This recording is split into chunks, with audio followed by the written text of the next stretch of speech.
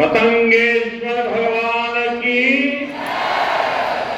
बागेश्वर धाम की जय, जटाशंकर धाम की।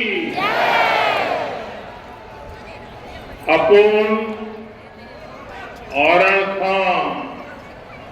मोरी तरफ से दो ही हाथ जोड़ के राम राम जो कार्यक्रम में उपस्थित मध्य प्रदेश के गवर्नर श्री मंगू भाई पटेल, मुख्यमंत्री भाई मोहन यादव जी, जगत गुरु पूज्य राम भद्राचार्य जी, बागेश्वर धाम के पीठाधीश्वर श्री धरेंद्र शास्त्री जी, दीदी मां साध्वी ऋतंबरा जी, स्वामी चिदानंद सरस्वती जी, महंत श्री बालक योगेश्वर दास जी, इसी क्षेत्र के सांसद विष्णुदेव शर्मा जी, अन्य महानुभाव और प्यारे भाई और बहनों, बहुत ही कम दिनों में मुझे दूसरी बार वीरों की इस धरती बुंदेलखंड आने का सौभाग्य मिला है। और इस बार तो बालाजी का बुलावा आया है।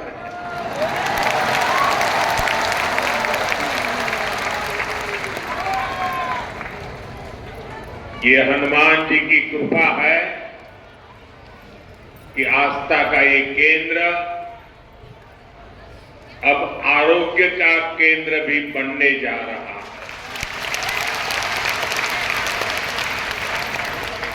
अभी मैंने यहां Shri Bageshwar Dham medical science and research institute का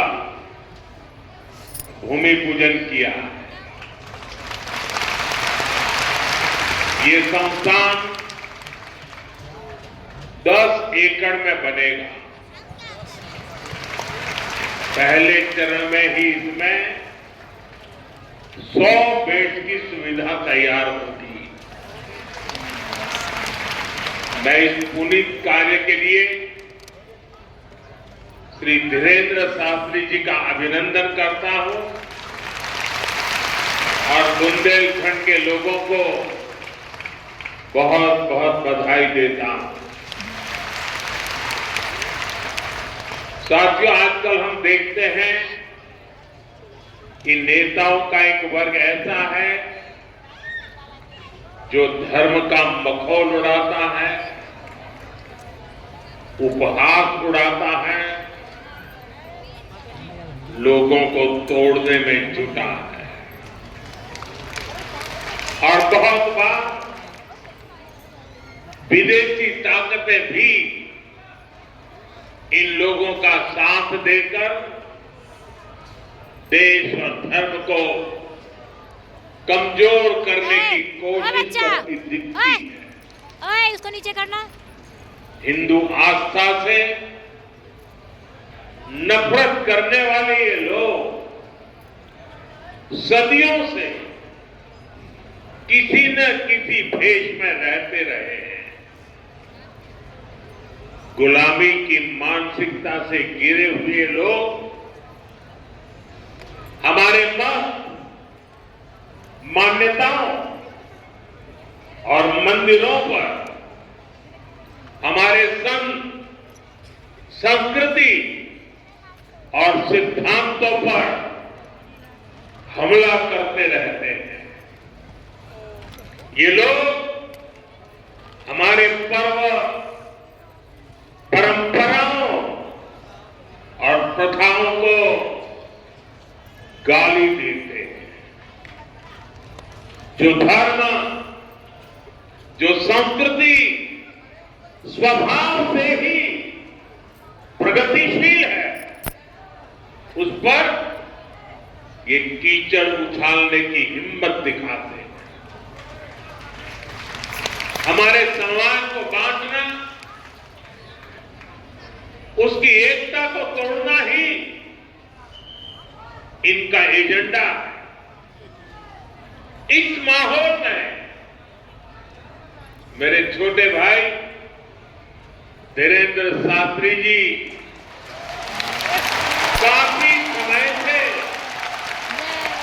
देश में एकता के मंत्र को लेकर लोगों को जागरूक करते रहे हैं। अब उन्होंने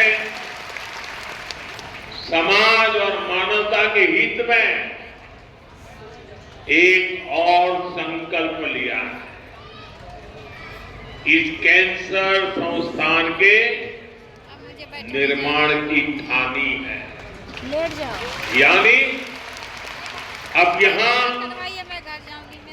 बागेश्वर धाम में भजन, भोजन और निरोगी जीवन तीनों का आशीर्वाद मिलेगा। साथियों, हमारे मंदिर, हमारे मठ, हमारे धाम ये एक और पूजन और साधना के केंद्र रहे हैं, तो दूसरी ओर विज्ञान और सामाजिक चिंतन के भी, सामाजिक चेतना के भी केंद्र रहे। हमारे ऋषियों ने ही हमें आयुर्वेद का विज्ञान दिया। हमारे ऋषियों ने ही हमें योग का वो विज्ञान दिया जिसका परचम आज पूरी दुनिया में लहरा रहा है।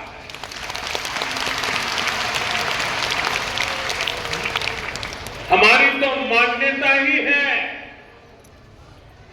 परहित सरित धर्म नहीं भाई, अर्थात दूसरों की सेवा, दूसरों की पीड़ा का निवारण ही धर्म है। इसलिए नर में नारायण, जीव में शिव, इस भाव से जीव मात्र की सेवा, यही हमारी परंपरा रही है।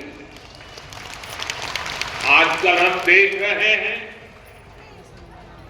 महाकुंभ की हर तरफ चर्चा हो रही है। महाकुंभ अब पूर्णता की ओर है। अब तक करोड़ों लोग वहां पहुंच चुके हैं। करोड़ों लोगों ने आस्था की डुबकी लगाई है, संतों के दर्शन किए हैं। अगर इस महाकुंभ की तरफ नजर करें तो सहज भाव उड़ जाता है, ये एकता का महाकुंभ है। आने वाली सदियों तक 144 वर्ष के बाद हुआ ये महाकुंभ एकता के महाकुंभ के रूप से इसको बार-बार कर इधर साइड में खड़े प्रेरणा देता रहेगा और देश की एकता को मजबूती देने का अमृत परोसता रहेगा। लोग सेवा भाव से लगे हुए, जो भी कुंभ में गया है एकता के दर्शन तो किए ही हैं, लेकिन जिन जिनसे मेरा मिलना हुआ है, दो बातें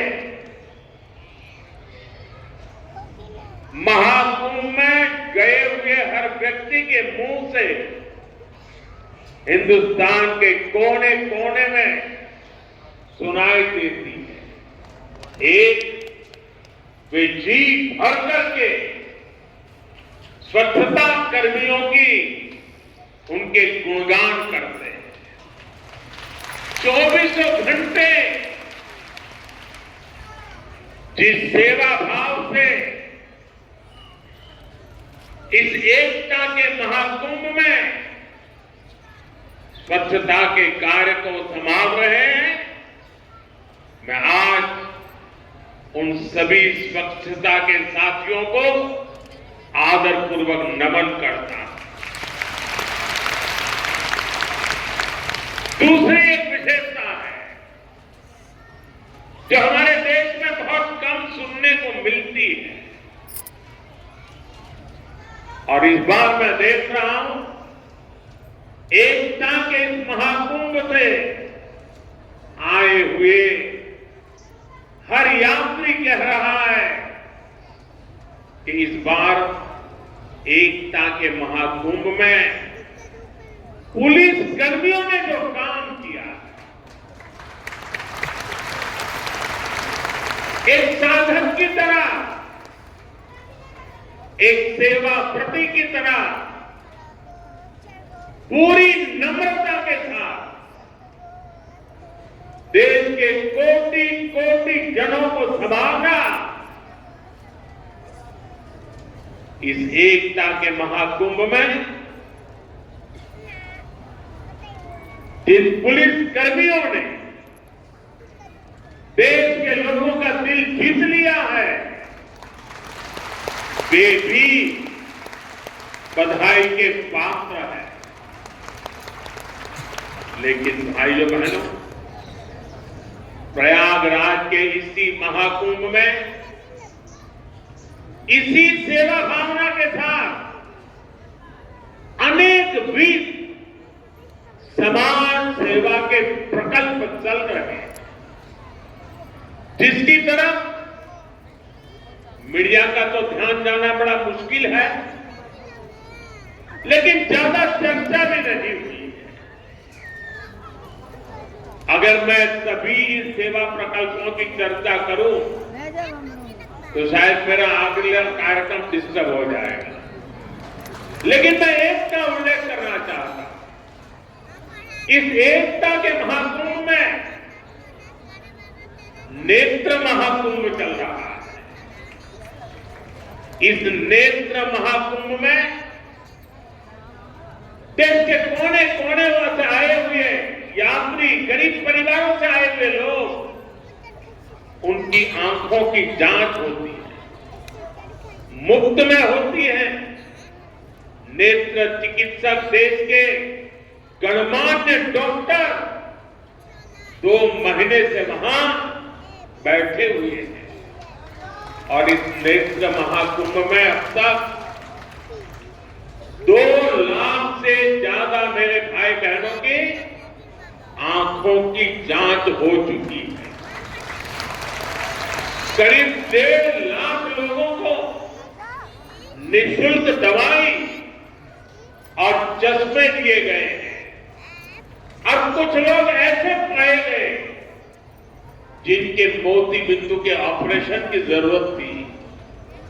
तो इस नेत्र महाकुंभ से चित्रकूट और अगल बगल के स्थानों पर जहां पर अच्छी नेत्र चिकित्सा की अस्पतालें थी, करीब 16,000 मोतियाबिंद के ऑपरेशन के लिए उन अस्पतालों में भेज करके एक भी पैसे का खर्च बिना उन सबके मोतियाबिंद के ऑपरेशन किए गए।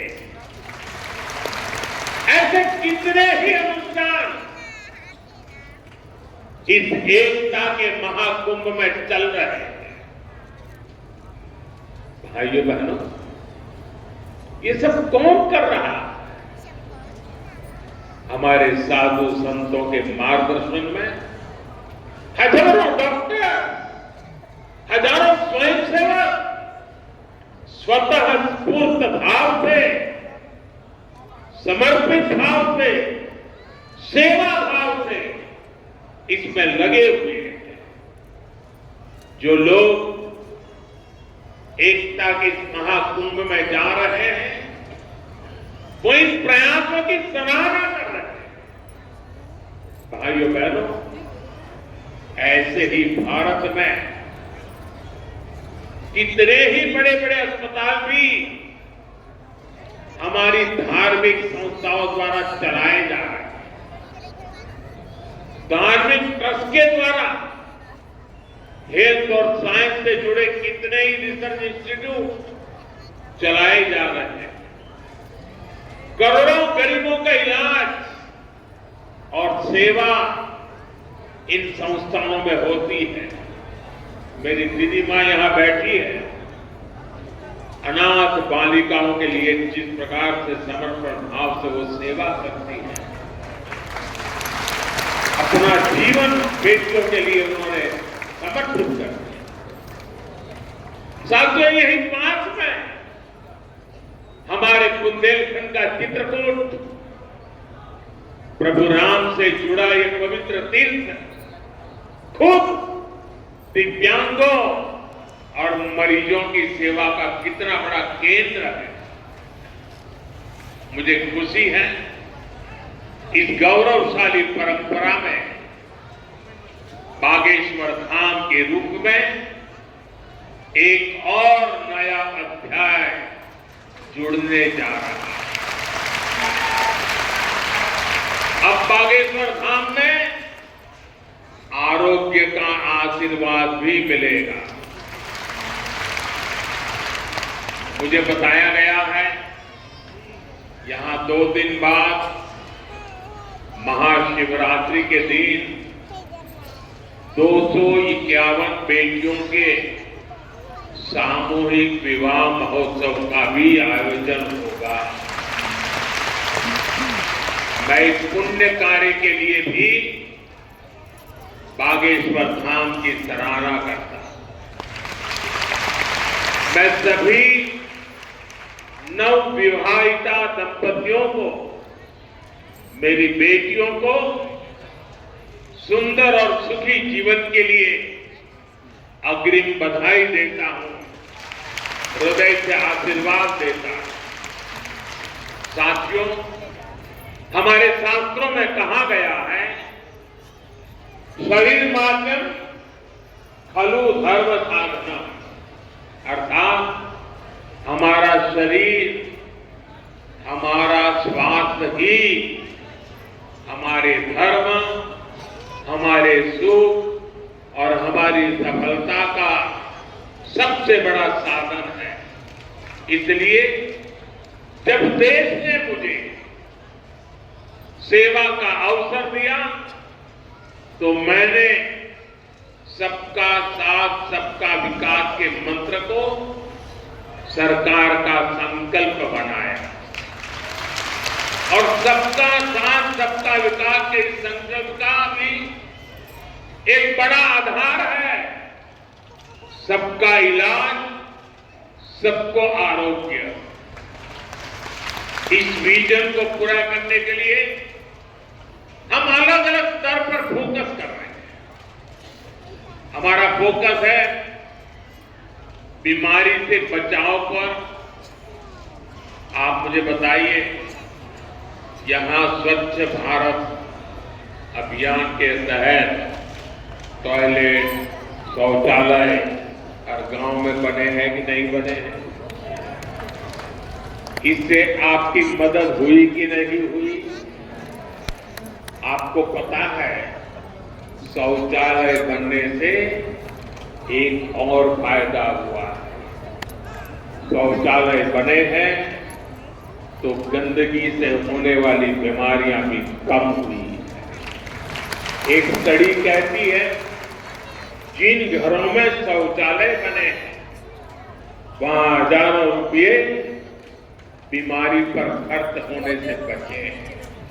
साथियों, आपको दिख नहीं रहा? 2014 में मैं सामने कर इधर थोड़ा। हमारी सरकार आने से पहले हालात ये थी कि देश में करीब जितना बीमारी से नहीं डरता था, उससे ज्यादा डर उसे इलाज के खर्च से लगता था। अगर परिवार में कोई एक व्यक्ति भी गंभीर बीमारी का शिकार हो जाए तो पूरा परिवार संकट में आ जाता। मैं भी आप सबकी तरह गरीब परिवार से निकला। मैंने भी इन तकलीफों को देखा और इसलिए मैंने संकल्प किया है, मैं इलाज का खर्च कम करूंगा और आपकी जेब में ज्यादा से ज्यादा पैसे बचाऊंगा। मैं आपको बार बार हमारी सरकार की कुछ योजना, कल्याणकारी योजनाओं की जानकारी देता रहता ताकि एक भी जरूरतमंद योजनाओं से छूटे नहीं। इसलिए मैं कई जरूरी बातें आज फिर यहां दोहरा रहा हूं और मैं आशा करता हूं आप इसे याद भी रखेंगे और अपने परिचितों को जरा बताएंगे भी। बताएंगे ना? पक्का बताएंगे? ये भी सेवा का एक काम है। इलाज के खर्च का बोझ कम होना चाहिए कि नहीं होना चाहिए? इसलिए मैंने हर गरीब के मुफ्त इलाज की व्यवस्था कर दी। 5 लाख तक का इलाज बिना किसी खर्च के किसी बेटे को अपने मां बाप के इलाज के लिए 5 लाख रुपए तक खर्च नहीं करना पड़ेगा। ये दिल्ली में आपका जो बेटा बैठा है ना, वो काम वो करेगा। लेकिन इसके लिए आपको आयुष्मान कार्ड बनवाना है। मुझे आशा है कि यहां बहुत सारे लोग होंगे जिनका आयुष्मान कार्ड जरूर बना होगा। जिनका नहीं बना है वो भी जल्दी से बनवा ले। और मैं मुख्यमंत्री जी को भी कहूंगा कि इस काम को, इस क्षेत्र में अगर कोई छूट गए हो तो तेजी से उसको आगे बढ़ाया जाए। इतना देर रुके, थोड़ा देर रुके। साथियों, एक और बात आज आपको याद रखनी है। अब गरीब, अमीर, मध्यम वर्ग, कोई भी परिवार में 70 साल से अधिक उम्र के सभी बुजुर्गों के लिए भी मुफ्त इलाज के लिए आयुष्मान कार्ड बन रहे हैं। ये कार्ड भी ऑनलाइन ही बन जाएंगे। इसके लिए कहीं किसी को कोई पैसा देना नहीं है और अगर कोई पैसे मांगता है तो सीधे मुझे चिट्ठी लिखना, बाकी काम मैं कर लूंगा।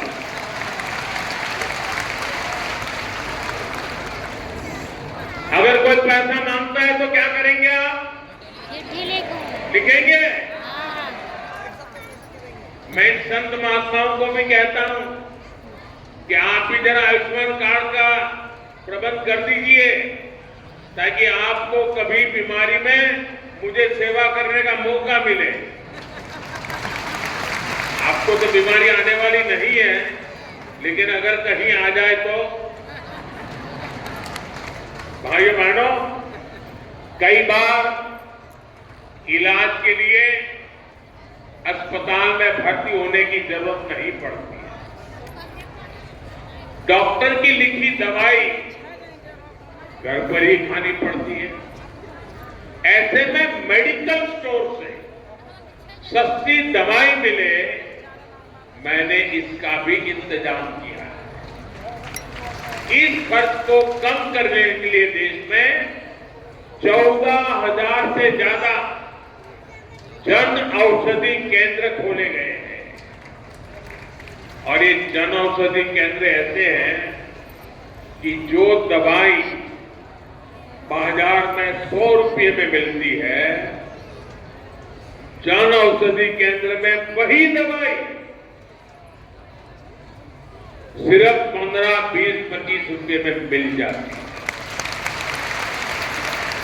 अब आपका पैसा बचेगा या नहीं बचेगा?